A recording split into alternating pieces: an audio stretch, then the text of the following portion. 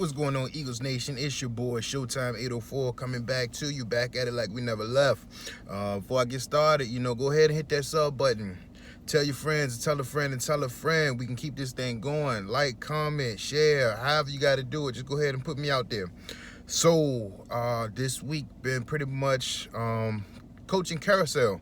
From what we've been hearing, a couple of favorites that some Eagles fans wanted, being Robert Saleh and Arthur Smith. They've taken jobs elsewhere. And now we're getting the notion that the Eagles brass only wants a yes man. And I kind of find that troubling to a certain degree, because it's got to come with some kind of context. And Doug put the statement out that he was tired of getting, pushed around and people telling him what to do. Now, as a man, you take a position, you let your stance be known. You don't wait till 5 years later and then you want to assert yourself. So from the first go around where Howie kind of tried to throw his weight around, if that's true, we still don't know if it's true or not. How we throwing his weight around, I want this player to play, I want this coach to coach. I think Doug is kind of showing some sour grapes here. And mind you, he did just get fired, he believes, unceremoniously and without warrant. So you also got to take that into context. And now you keep seeing all these reports that, Carson Wentz is uncoachable and he changes plays at the line. You got to take that with context too, because these reports are coming out after someone has just been fired. This is almost like the situation of a boyfriend and girlfriend thing. Somebody gets dumped, they feel like that they were dumped wrongfully. What they gonna do? They're gonna badmouth the other person. That's what we're seeing now with Doug. It's not necessarily may be Doug, but someone close to Doug. They're airing out dirty laundry at this point. And you just got to look at it and take it as for what it is. So I don't really see them, wanting a yes man as a coach. They possibly want somebody who's going to assert themselves. We have been a competitive team for as long as I can remember. I would say at least since the year 2000. We've been a fairly competitive team. We've had some bumps along the way where we were, sub 500, but we were always competitive in those games. We weren't losing games like the Jets or the Jags or even the Browns in recent past. So that notion of, we're just going to be in a dumpster fire if we want that type of coach. Now, I will say this. Doug didn't do himself any favors. If Howie is the one who's picking players for game day, you have to go off of how Doug carries himself throughout press conferences and throughout the week. Doug always gives you the evasive approach or evasive response to some of his questions that are asked of him. So of course, if you're unsure, somebody has to step in and take the helm.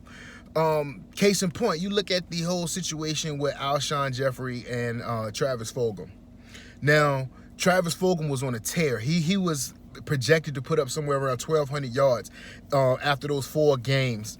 Notably, those games against the Steelers and the Ravens, 2 of the top defenses in the league. And Doug came out of his mouth and told the world that Travis Fulgham was going to have to take a backseat to Alshon Jeffrey. Now take into consideration with that. Now, that doesn't sound like a coach who has a control over his team. Now, if you're saying stuff like that, then yeah, somebody has to overtop you and step in. Because if you don't come out and say, hey, this is my guy, you put your foot on it, you put your stamp on it. The same reason why we saw this quarterback controversy, the second Carson was struggling, it was like pulling teeth for Doug to come out and say, hey, Carson's my guy. People were having to ask him question after question to, kind of reassure, are you sure that this is what you're talking about?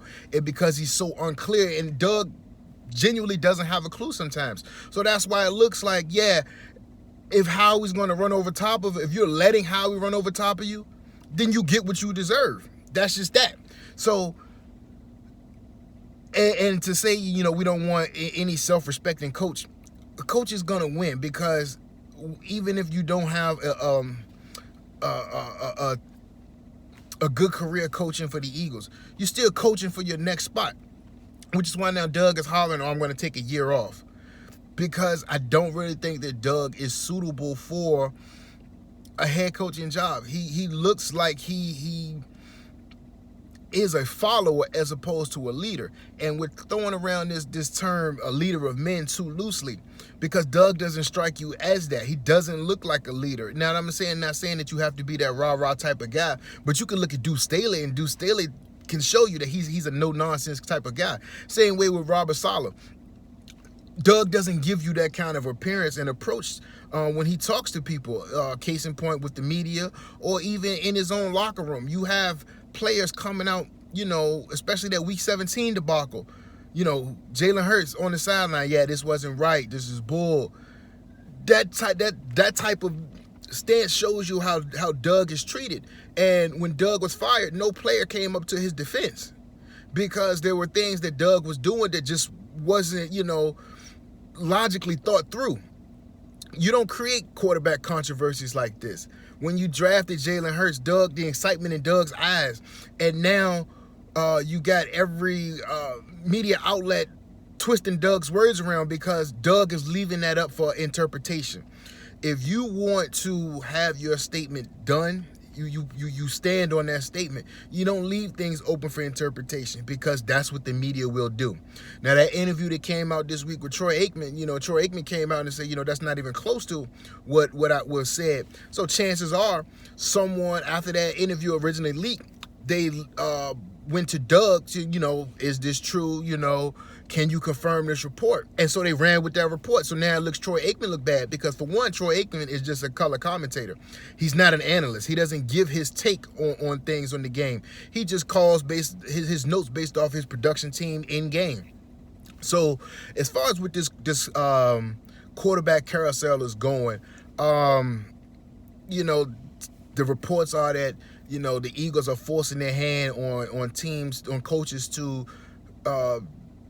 coach Carson Wentz, and that's how it should be. If you're coming in, you already have your franchise quarterback in place, regardless of the money. You've seen what Carson Wentz can do on the field, so the paycheck shouldn't have any kind of bearing as far as the approach to the team. You know who's the better option that you have at quarterback, and they're wanting to get away from this quarterback controversy, as you can see. Carson Wentz hasn't had the ability to just play football without having someone stand over his shoulder. The 2019 season was pretty much like the only season where he didn't have to worry about someone peeking over his shoulder. And the team didn't do him any favors by drafting Jalen Hurts. Now, this could have been something along the lines, we don't know where is, how we took Jalen Reagor in the first pick. We don't know. We know that Howie's doing the drafting, but we don't know what kind of input Doug had on the draft as well. Because one could say, all right, Howie says, I'm taking the first pick. Doug, who do you want as the second pick? Because that probably is a give and take type of thing. Those things happen with coaching and head coach and GM. You have to give to get. So that could have been one of those things. We don't know. Everything that we reading now is pure speculation and opinion, because we are the hot topic of the league. The playoffs are going on, and you're hearing more talk about the Eagles as opposed to the teams that are still in the playoffs. Now, Eric Bieniemy has shown up to be one of the hot candidates. I kind of want to go away from the Andy Reid tree. Now, I would be okay with a Deuce as a head coach with Mike Kafka as the OC, something to that degree, because I don't feel that Deuce is going to be experienced enough, and not every head coach has to call their own plays. So that's where you need a solid offensive coordinator, and you're going to need someone with quarterback experience. So with the whole hiring of Joe Brady from the OC from the Panthers, I would like that move, especially with Carson under center. Joe Brady show what he can do with that 2019 LSU team. Now, I get his college, but his play designs and he was the passing game coordinator. They put up historical numbers with that team. So you have to look at it as if we do get Jamar Chase at that number 6 pick to go along with Carson Wentz, that's almost like a match made in heaven with Joe Brady as the head coach. Now, and like this whole thing to just Carson being uncoachable, I can't get with that, because that report would have came out a long time ago. You would have heard DiFilippo come out and say that Carson was uncoachable. What was the other guy? Carson Walsh. Those guys would have came out and said, I'm sorry, not Carson Walsh, Press Taylor. Press Taylor would have spoke out and said that Carson, is not coachable. But you didn't hear that. You don't even hear that from other teammates. You hear that from, disgruntled teammates, whether it was the Alshon Jeffrey. He took a lot of flack for being, unavailable to the team. And Nelson Aguilar as well. Those were the ones who I think that, kind of leaked those reports, because they were disgruntled. Nelson Aguilar took a lot of flack and deflected a lot of blame on other people because he wasn't, who he was supposed to have been. So that where there's smoke, there's fire, and you just can't take the words of someone who's been hurt to, there may be some truth in it, but like I said, with Doug, to me, Doug comes off as a moron. I wouldn't listen to him. I'm sorry. It's just like, if you're in the workforce, if you're an employee, your manager's an idiot, you're not going to listen to him. It's just as simple as that. And I really think that, it's time to shake it up. Just go away from the Andy Reid tree, because you're going to get more of the same. And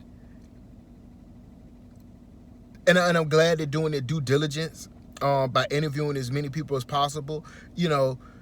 Even Kellen Moore, the OC for the Cowboys, is a thought. So, bringing those guys in to look at their philosophies, that's okay.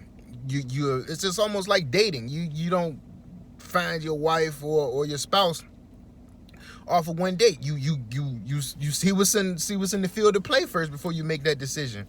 And I'm all for doing the due diligence, because that's what you need to do, because you're gonna get more of the same.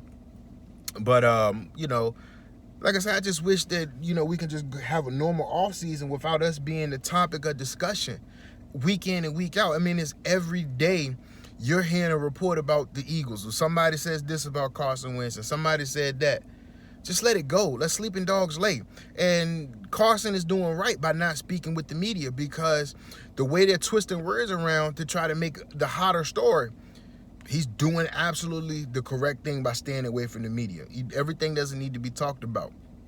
We saw from our own eyes, how involved he was, even though he wasn't playing. He was always, in the ear of Jalen Hurts, trying to, offer encouragement, giving some kind of direction. And I think to move forward, you get a new set of eyes in here, and you have to trade Jalen Hurts. We are up against the cap tremendously, so get the assets while you can. But it's going to be a take, and what I would like to see,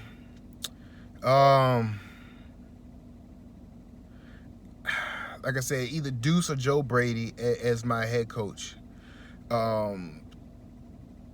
If you can pry DeMeco Ryans away from the 49ers to make him your DC, you go ahead and do that. He does have some ties with Philadelphia. That defensive side of the ball is going to be a lot more interesting. But it is what it is. And like I said, I thank Doug Peterson for the Super Bowl, but now it's time to just go on about your business, because I have no more sympathy for Doug, because Doug got himself fired. If your main thing was, if someone's telling you need to, get an upstart in your offense, and you come up with the idea to promote Press Taylor as your offensive coordinator, you got to go. Then you want to bring in Corey Undlin as your DC. Nah, that's not going to fly for me, buddy. It's not. You're looking like people saying that the Eagles want yes men. That's what Doug wants. Doug wants yes men around him, because I've always said that Doug wants to appear to be the smartest man in the room. And he coaches that way where he doesn't want anyone to surpass him, which is why he got lackluster offensive coordinators and people on the offensive side of the ball who didn't struggle, who wouldn't threaten his ability to be the head coach. But we're going to get more into this head coaching carousel. Hopefully we figure something out soon and get ready for this draft. Fly, Eagles, fly. Till next time, I'm out.